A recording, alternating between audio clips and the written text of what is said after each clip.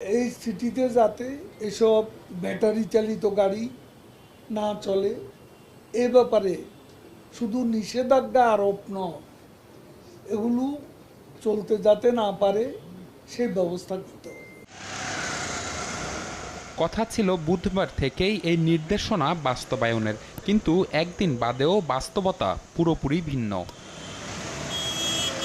রাজধানীর মিরপুর 10 নম্বরের এমন চিত্রই বলে দেয় সড়ক জুড়ে ব্যাটারি চালিত অটোরিকশার দৌরত্ব পৌঁছেছে কোন পর্যায়ে। আর মন্ত্রীর কড়া নির্দেশ যে এখানে উপেক্ষিত সেটাও স্পষ্ট। অবৈধ অটোরিকশার অবাধ বিচরণ পুরো মিরপুর জুড়ে। পুরো এলাকা ঘুরেও চোখে পড়েনি অটোরিকশা বন্ধে কোনো বিশেষ অভিযানের। চালকরাও অনেকেই বলছেন তাদের কানে পৌঁছায়নি এমন বার্তা, বরং নিয়মিত চাঁদা দিয়েই সড়কে নামেন তারা। ধরতেছে আম করে ধরে টাকা দিলে টাকা খাইব, খায় আম করে